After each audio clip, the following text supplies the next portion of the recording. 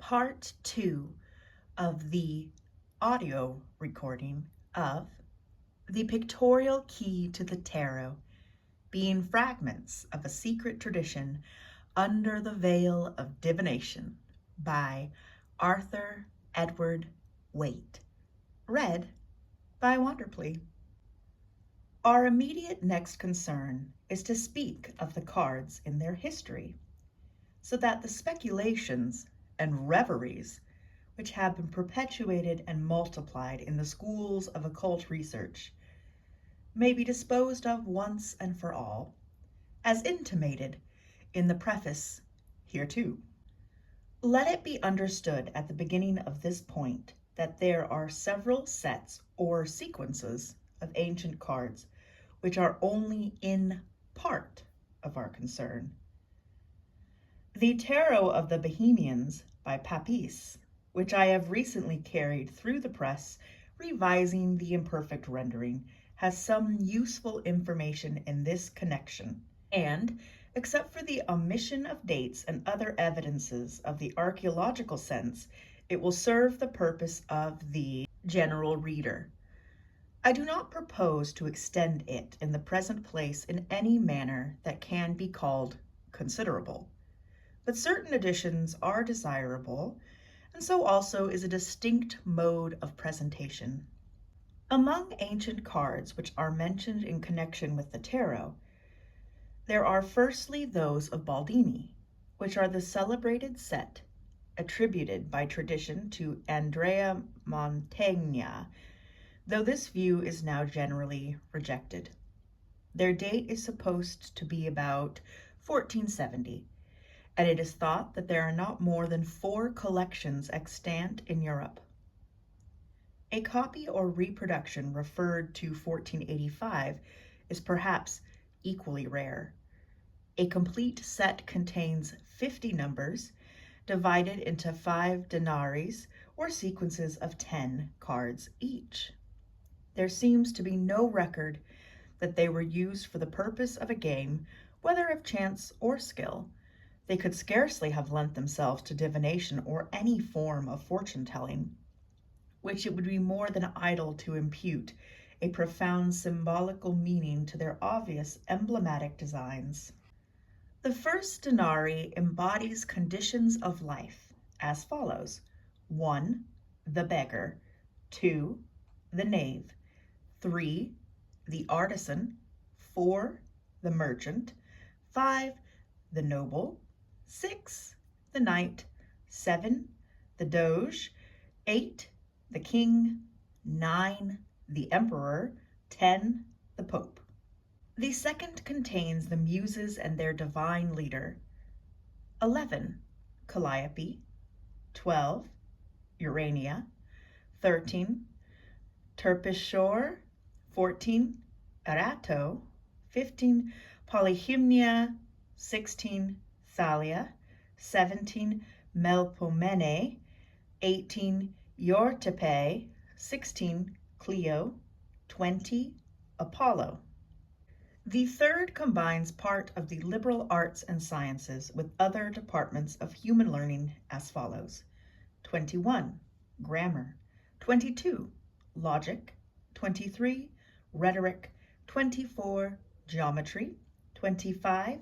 Arithmetic. 26. Music. 27. Poetry. 28. Philosophy. 29. Astrology. 30. Theology. The fourth denarii completes the liberal arts and enumerates the virtues. 31. Astronomy. 32. Chronology. 33. Cosmology. 34. Temperance. 35. Prudence. 36. Strength. 37. Justice. 38. Charity. 39. Hope. 40. Faith. The fifth and last denarii presents the system of the heavens. 41. Moon. 42. Mercury. 43. Venus. 44. Sun. 45. Mars.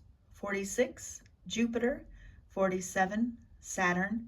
48, eighth sphere, 49, primum mobile, 50, first cause.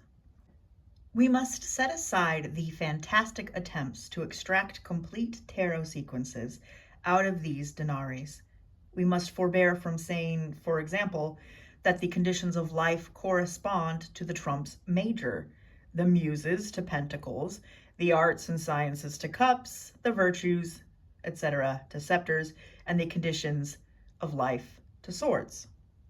This kind of thing can be done by a process of mental contortion, but it has no place in reality.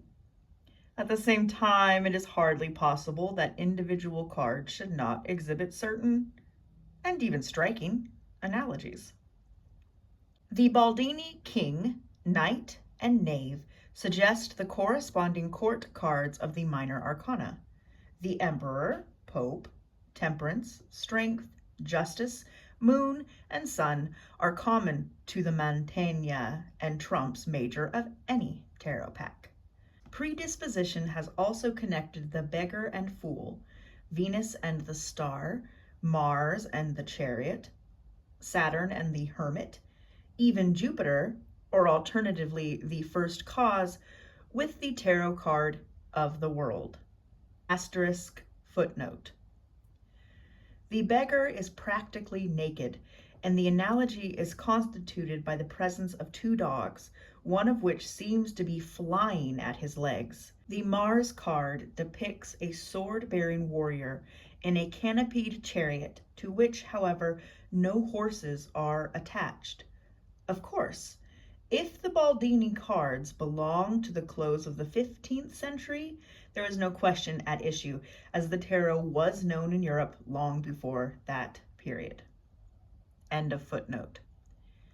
But the most salient features of the Trumps major are wanting in the Mantegna set, and I do not believe that the ordered sequence in the latter case gave birth, as it has been suggested, to the others. Romain Merlin maintained this view and positively assigned the Baldini cards to the end of the 14th century. If it be agreed that, except accidentally and sporadically, the Baldini emblematic or allegorical pictures have only a shadowy and occasional connection with tarot cards, and, whatever their most probable date, that they can have supplied no originating motive, it follows that we are still seeking not only an origin in place and time for the symbols with which we are concerned, but a specific case of their manifestation on the continent of Europe to serve as a point of departure, whether backward or forward. Now, it is well known that in the year 1393, the painter Charles Gringonnier, who for no reason that I can trace has been termed an occultist and Kabbalist by one indifferent English writer, designed and illuminated some kind of cards for the diversion of Charles VI of France when he was in mental ill health, and the question arises whether anything can be ascertained of their nature. The only available answer is that at Paris, in the Bibliothèque du Roi, there are 17 cards drawn and illuminated on paper. They are very beautiful, antique, and priceless. The figures have a background of gold and are framed in a silver border, but they are accompanied by no inscription and no number. It is certain, however, that they include tarot trumps major, the list of which is as follows: Fool, Emperor, Pope, Lovers, Wheel of Fortune, Temperance, Fortitude, Justice, Moon, Sun, Chariot, Hermit, Hanged Man, Death, Tower, and Last Judgment. There are also 4 tarot cards at the Musée Carrère, Venice, and 5 others elsewhere, making 9 in all, and they include 2 pages or knaves, 3 kings and 2 queens, thus illustrating the minor arcana. These collections have been identified with the set produced by Gringonnier, but the ascription was disputed so far back as the year 1848, and it is not apparently put forward at the present day, even by those who are anxious to make evident the antiquity of the tarot. It is held that they are all of Italian and some at least certainly of Venetian origin. We have in this manner our requisite point of departure in respect of place, at least. It has further been stated with authority that Venetian tarots are the old and true form, which is the parent of all others, but I infer that complete sets of the major and minor arcana belong to much later periods. The pack is thought to have consisted of 78 cards. Notwithstanding, however, the preference shewn towards the Venetian tarot, it is acknowledged that some portions of a Mincaiate or Florentine set must be allocated to the period between 1413 and 1418. These were once in the possession of Countess Gonzaga at Milan. A complete Mincaiate pack contained 97 cards, and in spite of these vestiges, it is regarded, speaking generally, as a later development.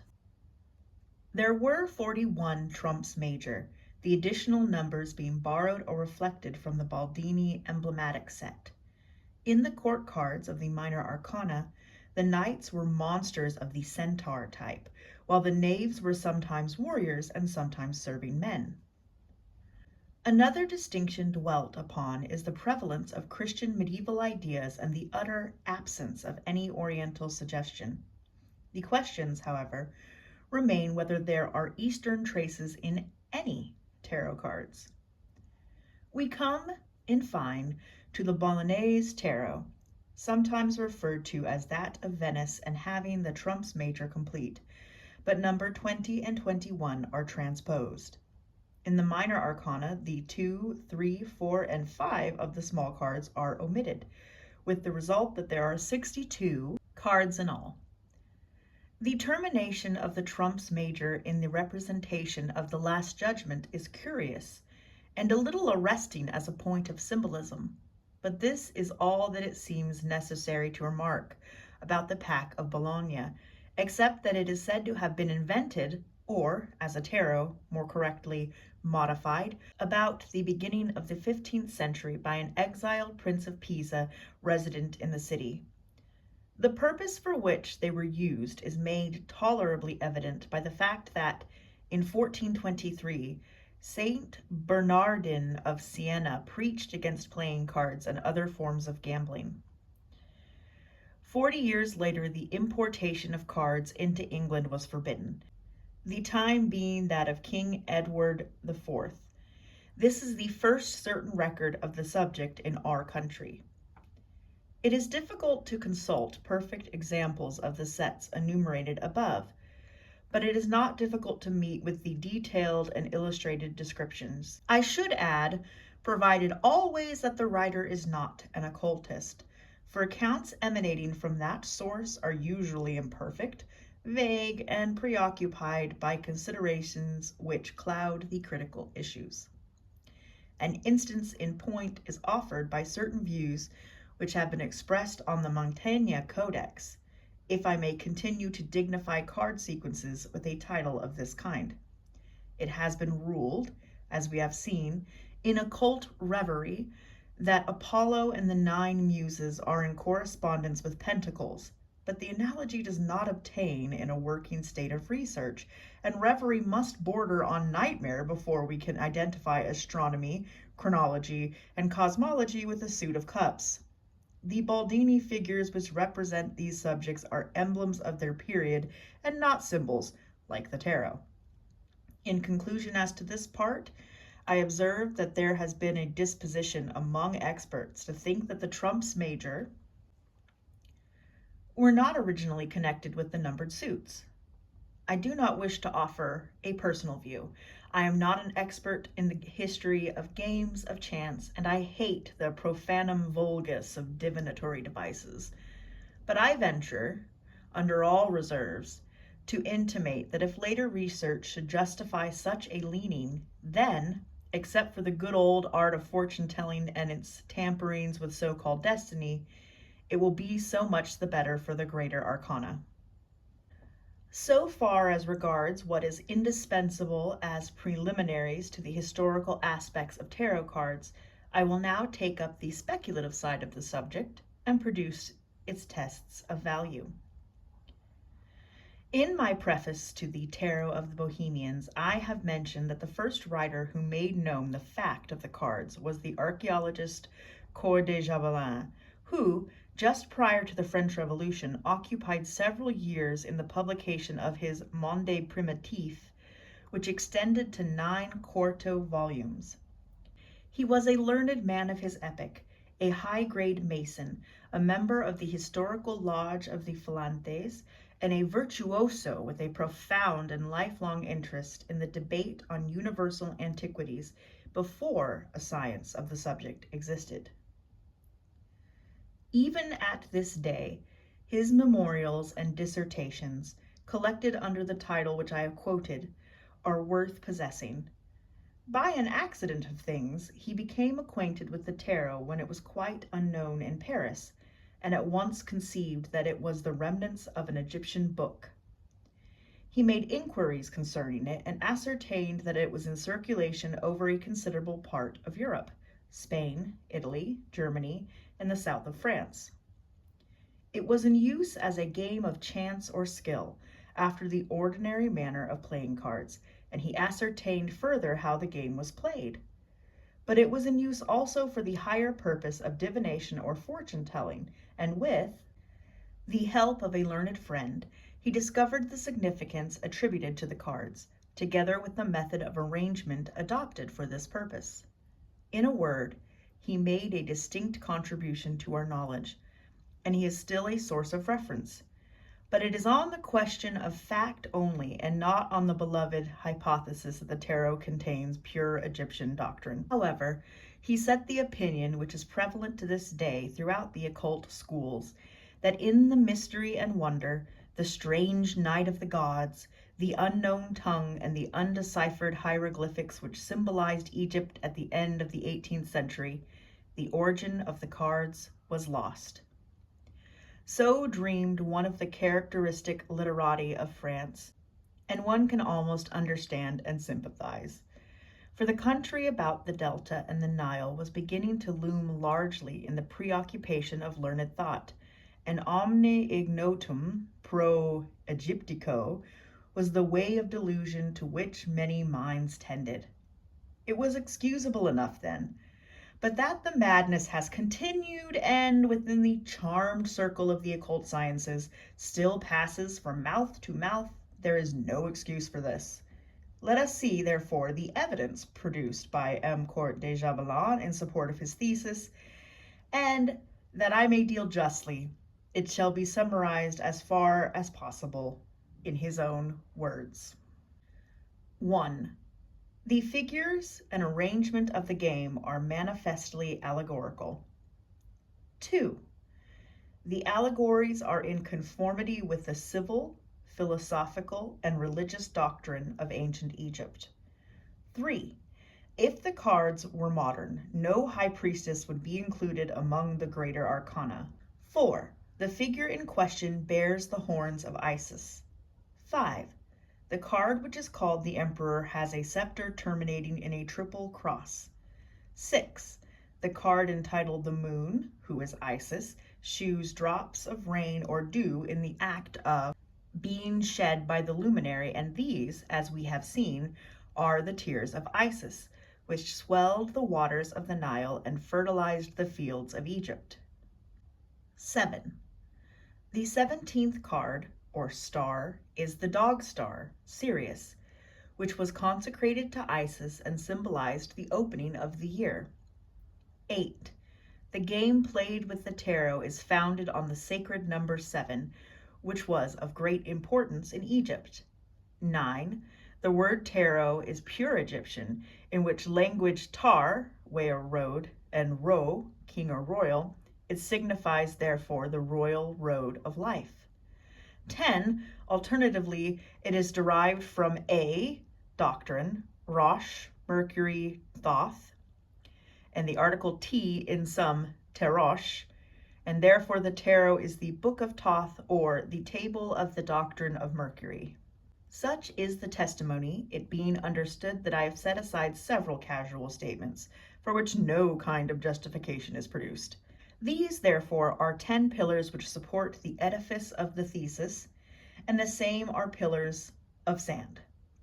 The tarot is, of course, allegorical. That is to say, it is symbolism, but allegory and symbol are Catholic, of all countries, nations, and times. They are not more Egyptian than Mexican. They are of Europe and Cathay, of Tibet beyond the Himalayas, and of the London gutters. As allegory and symbol, the cards correspond to many types of ideas and things. They are universal and not particular, and the fact that they do not especially and peculiarly respond to Egyptian doctrine, religious, philosophical, or civil, is clear from the failure of Coeur de Javelin to go further than the affirmation. The presence of the High Priestess among the trumps major is more easily explained as the memorial of some popular superstition. The worship of Diana, for example, the persistence of which in modern Italy has been traced with such striking results by Leland. We have also to remember the universality of horns in every cultus, not excepting that of Tibet. The Triple Cross is preposterous as an instance of Egyptian symbolism. It is the cross of the patriarchal see, both Greek and Latin, of Venice, of Jerusalem, for example, and it is the form of signing used to this day by the priests and laity of the Orthodox Rite.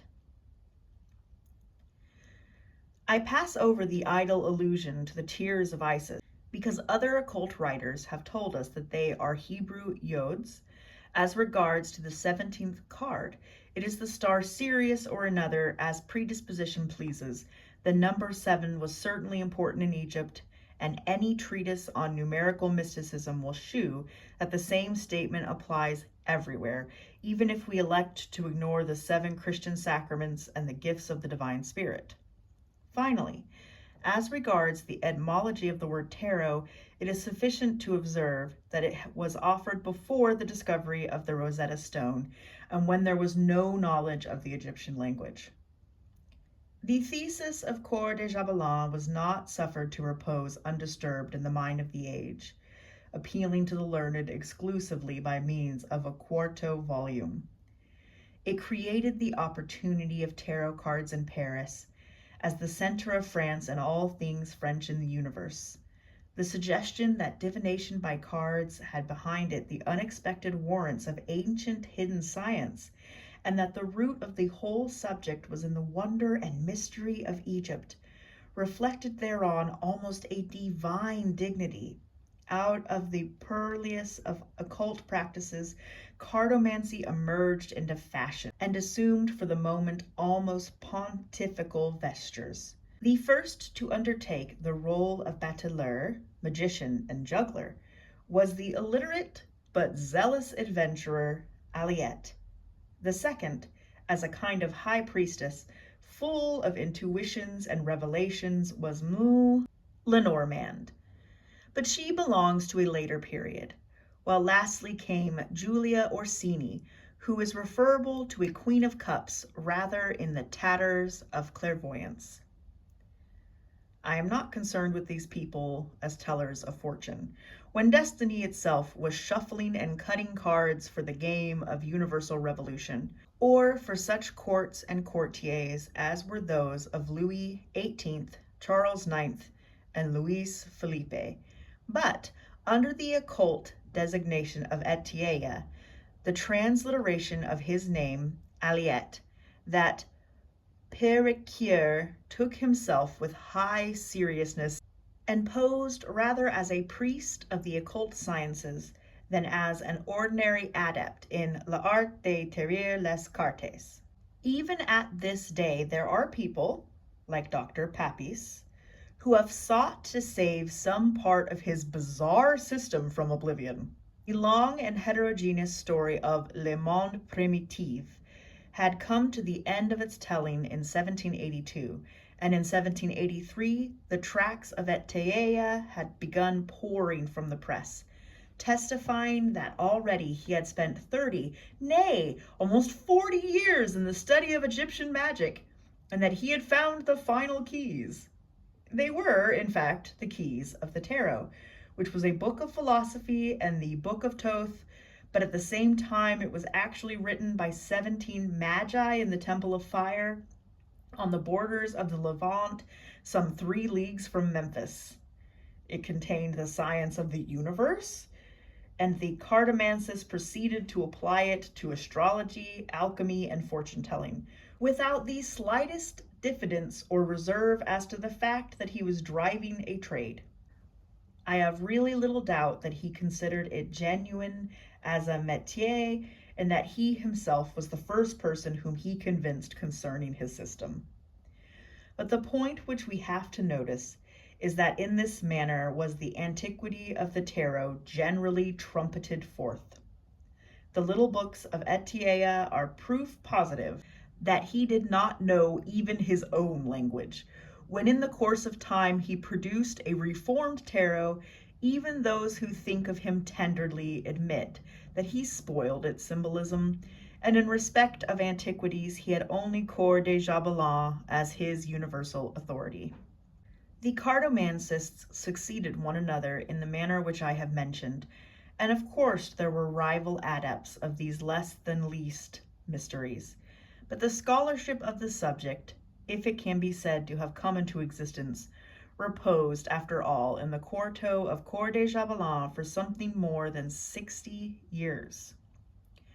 On his authority, there is very little doubt that everyone who became acquainted, by theory or practice, by casual or special concern, with the question of the tarot cards, accepted their Egyptian character. It is said that people are taken commonly at their own valuation, and, following as it does the line of least resistance, the unsolicitous general mind assuredly accepts archaeological pretensions in the sense of their own daring and of those who put them forward. The first who appeared to reconsider the subject with some presumptive titles to a hearing was the French writer Doctrine, but I am compelled to pass him over with a mere reference, and so also some interesting researches on the general subject of playing cards by Singer in England.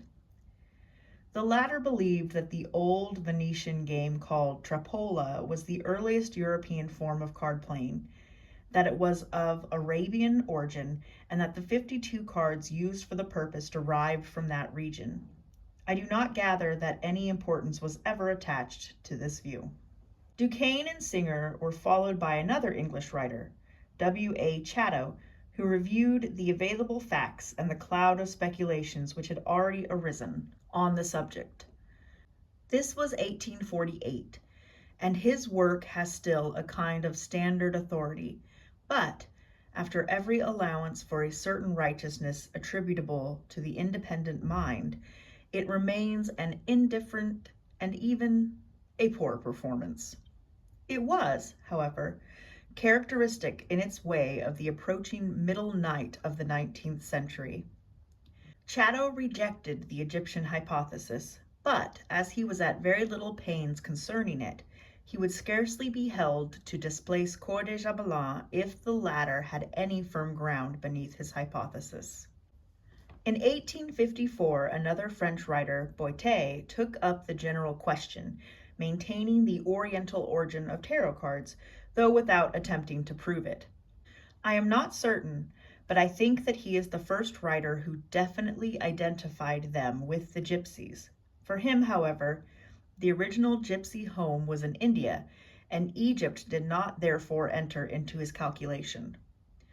In 1860 there arose Eliphas Levi, a brilliant and profound illumine, whom it is impossible to accept, and with whom it is even more impossible to dispense.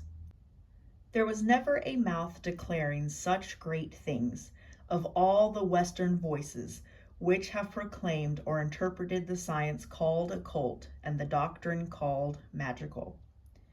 I suppose that, fundamentally speaking, he cared as much and as little as I do for the phenomenal part, but he explained the phenomena with the assurance of one who openly regarded charlatanry as a great means to an end, if used in a right cause. He came unto his own, and his own received him, also at his proper valuation, as a man of great learning, which he never was, and as a revealer of all mysteries, without having been received into any.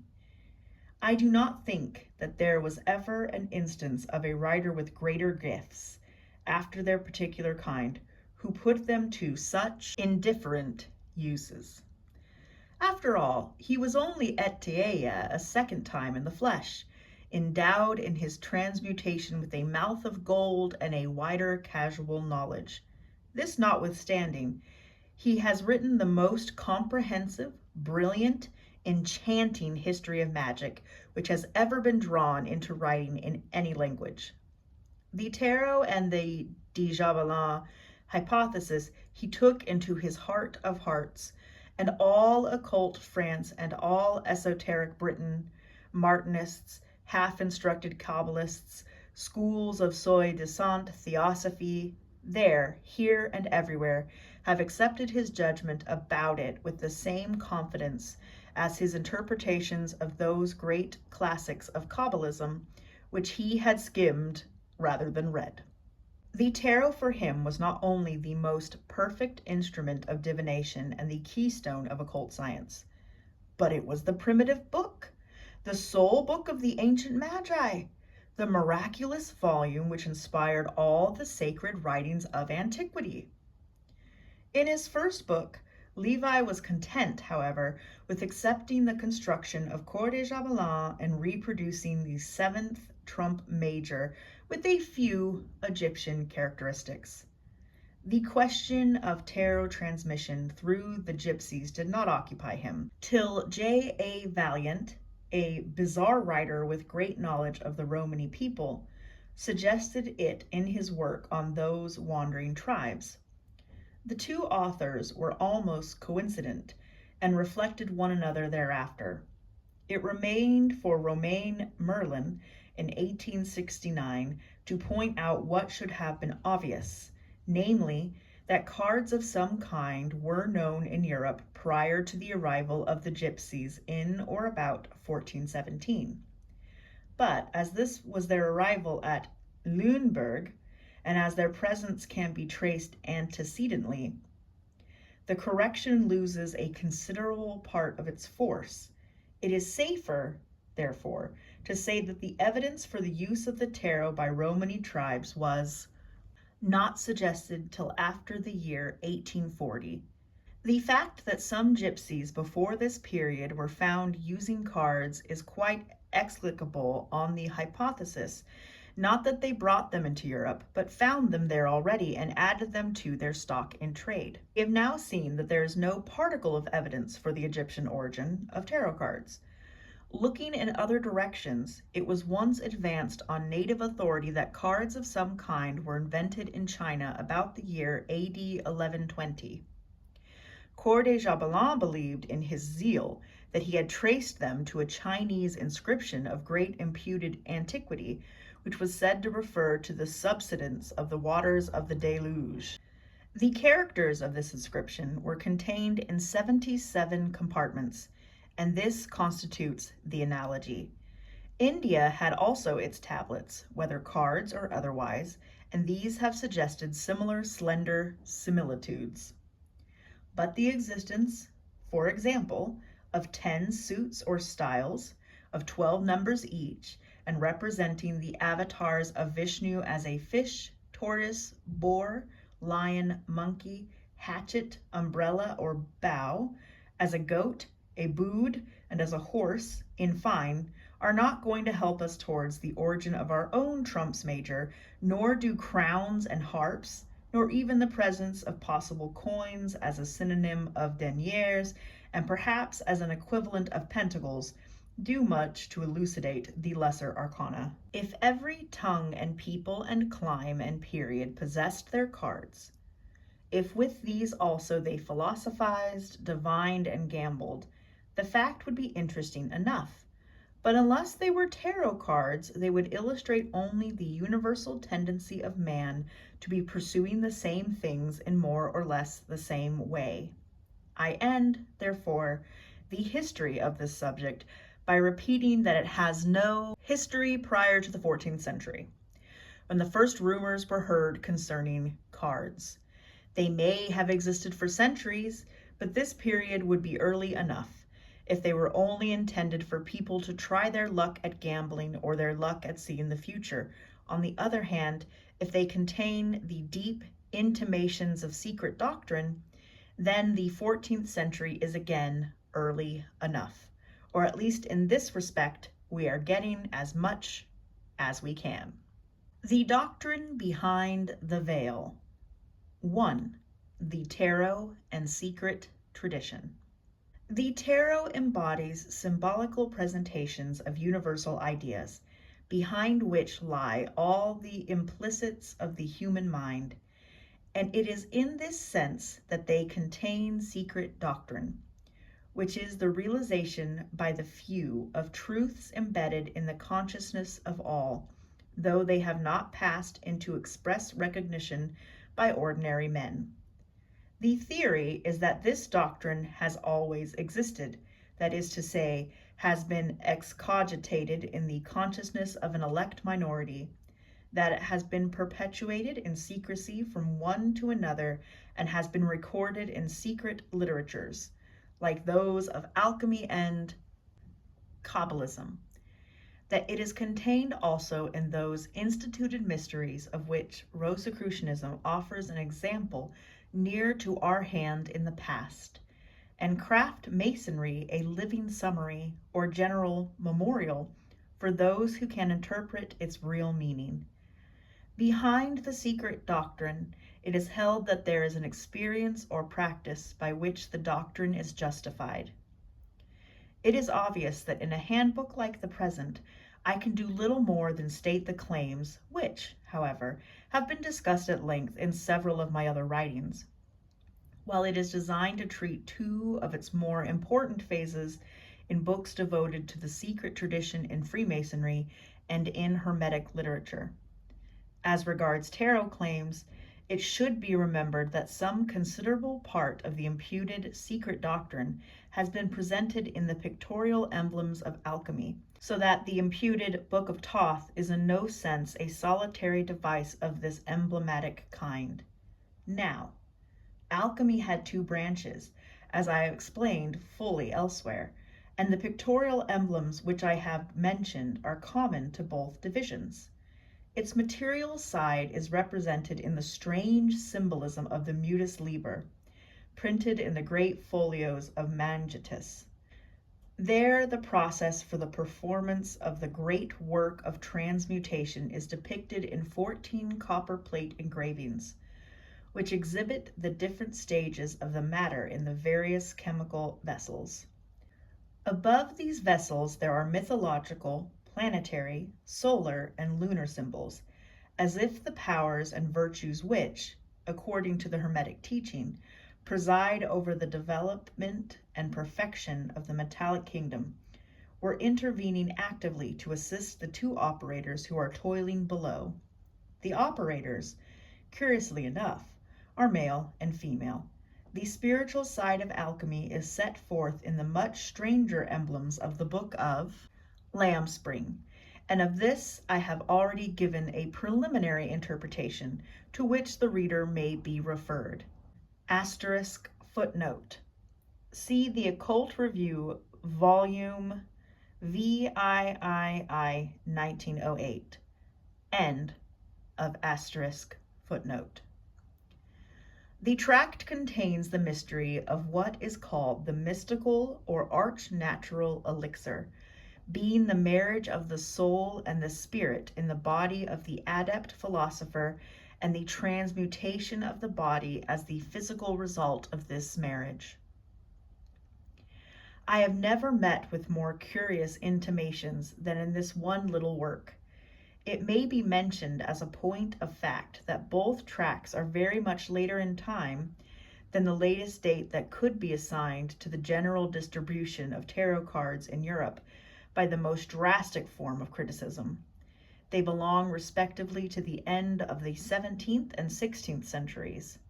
As I am not drawing here on the font of imagination to refresh that of fact and experience, I do not suggest that the tarot set the example of expressing secret doctrine in pictures and that it was followed by Hermetic writers. But it is noticeable that it is perhaps the earliest example of this art. It is also the most Catholic, because it is not, by attribution or otherwise, a derivative of any one school or literature of occultism. It is not of alchemy or Kabbalism or astrology or ceremonial magic, but, as I have said, it is the presentation of universal ideas by means of universal types, and it is in the combination of these types, if anywhere, that it presents secret doctrine. That combination may, ex hypothesis, reside in the numbered sequence of its series, or in their fortuitous assemblage by shuffling, cutting, and dealing, as in ordinary games of chance played with cards. Two writers have adopted the first view without prejudice to the second, and I shall do well, perhaps, to dispose at once of what they have said. Mr. MacGregor Mathers, who once published a pamphlet on the tarot, which was in the main devoted to fortune-telling, suggested that the 22 trumps major could be constructed, following their numerical order, into what he called a connected sentence. It was, in fact, the heads of a moral thesis on the human will, its enlightenment by science, represented by the magician, its manifestation by action, a significance attributed to the high priestess, its realization, the empress, in deeds of mercy and beneficence, which qualities were allocated to the emperor. He spoke also in the familiar conventional manner of prudence, fortitude, sacrifice, hope, and ultimate happiness. But if this were the message of the cards, it is certain that there would be no excuse for publishing them at this day or taking the pains to elucidate them at some length. In his Tarot of the Bohemians, a work written with zeal and enthusiasm, sparing no pains of thought or research within its particular lines, but unfortunately without real insight, Dr. Pappas has given a singularly elaborate scheme of the trumps major. It depends, like that of Mr. Mathers, from their numerical sequence, but exhibits their interrelation in the divine world, the macrocosm and microcosm. In this manner we get, as it were, a spiritual history of man, or of the soul coming out from the eternal, passing into the darkness of the material body, and returning to the height. I think that the author is here within a measurable distance of the right track, and his views are to this extent informing, but his method, in some respects, confuses the issues and the modes and planes of being. The trumps major have also been treated in the alternative method which I have mentioned, and Grand Orient, in his Manual of Cartomancy, under the guise of a mode of transcendental divination, has really offered the result of certain illustrative meanings of the cards when arranged as the result of a fortuitous combination by means of shuffling and dealing. The use of divinatory methods, with whatsoever intention and for whatever purpose, carries with it two suggestions. It may be thought that the deeper meanings are imputed rather than real, but this is disposed of by the fact of certain cards, like the Magician, the High Priestess, the Wheel of Fortune, the Hanged Man, the Tower or Maison Dieu, and several others, which do not correspond to conditions of life, arts, sciences, virtues, or the other subjects contained in the denaries of the Baldini emblematic figures. They are also proof positive that obvious and natural moralities cannot explain the sequence. Such cards testify concerning themselves after another manner, and although the state in which I have left the tarot in respect of its historical side is so much the more difficult, as it is so much the more open, they indicate the real subject matter with which we are concerned. The methods shew also that the trumps major, at least, have been adapted to fortune-telling rather than belong thereto. The common divinatory meanings which will be given in the third part are largely arbitrary attributions or the product of secondary and uninstructed intuition, or at the very most they belong to the subject on a lower plane, apart from the original intention. If the tarot were a fortune telling in the root matter thereof, we should have to look in very strange places for the motive which devised it, to witchcraft and the Black Sabbath, rather than any secret doctrine. The two classes of significance which are attached to the tarot in the superior and inferior worlds, and the fact that no occult or other writer has attempted to assign anything but a divinatory meaning to the minor arcana, justify in yet another manner the hypothesis that the two series do not belong to one another. It is possible that their marriage was effected first in the Tarot of Bologna by that Prince of Pisa, whom I have mentioned in the first part. It is said that his device obtained for him public recognition and reward from the city of his adoption, which would scarcely have been possible, even in those fantastic days, for the production of a tarot which only omitted a few of the small cards. But as we are dealing with a question of fact which has to be accounted for somehow, it is conceivable that a sensation might have been created by a combination of the minor and gambling cards with the philosophical set, and by the adaptation of both to a game of chance. Afterwards, it would have been further adapted to that other game of chance which is called fortune-telling. It should be understood here that I am not denying the possibility of divination, but I take exception as a mystic to the dedications which bring people into these paths as if they had any relation to the mystic quest. The tarot cards which are issued with the small edition of the present work, that is to say, with the pictorial key to the tarot, have been drawn and colored by Miss Pamela Coleman Smith, and will, I think, be regarded as very striking and beautiful in their design alike and execution. They are reproduced in the present enlarged edition of the key as a means of reference to the text. They differ in many important respects from the conventional archaisms of the past and from the wretched products of colportage which now reach us from Italy, and it remains for me to justify their variations so far as the symbolism is concerned, that for once in modern times I present a pack which is the work of an artist does not, I presume, call for apology, even to the people, if any remain among us, who used to be described and to call themselves very occult.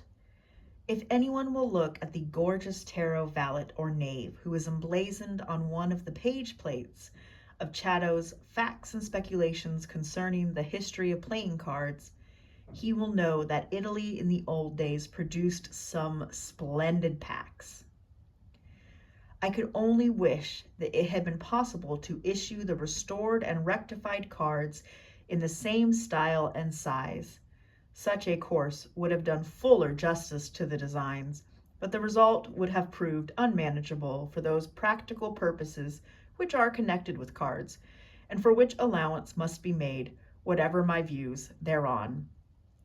For the variations in the symbolism by which the designs have been effected, I alone am responsible. In respect of the major arcana, they are sure to occasion criticism among students, actual and imputed. I wish therefore to say, within the reserves of courtesy and la haute convenance belonging to the fellowship of research, that I care nothing utterly for any view that may find expression. There is a secret tradition concerning the tarot, as well as a secret doctrine contained therein. I have followed some part of it without exceeding the limits which are drawn upon matters of this kind and belong to the laws of honor. This tradition has two parts, and as one of them has passed into writing, it seems to follow that it may be betrayed at any moment, which will not signify, because the second, as I have intimated, has not so passed at present, and is held by very few indeed. The purveyors of spurious copy and the traffickers in stolen goods may take note of this point if they please. I ask, moreover, to be distinguished from 2 or 3 writers in recent times who have thought it fit to hint that they could say a good deal more if they liked.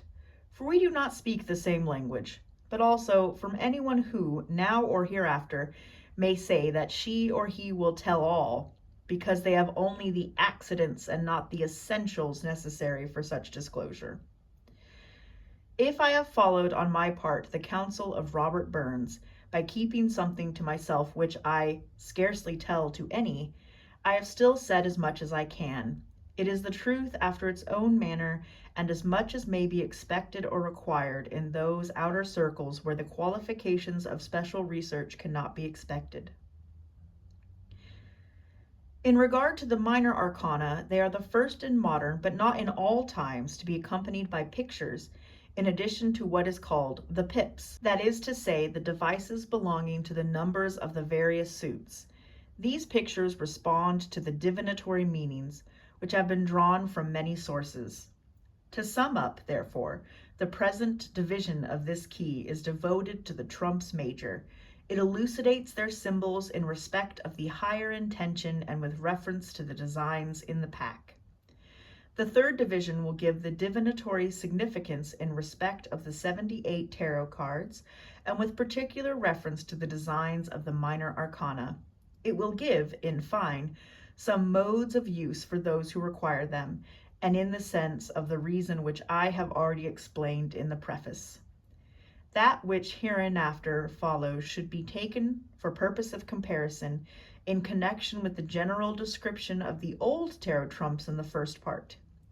There it will be seen that the 0 card of the Fool is allocated, as it always is, to the place which makes it equivalent to the number 21.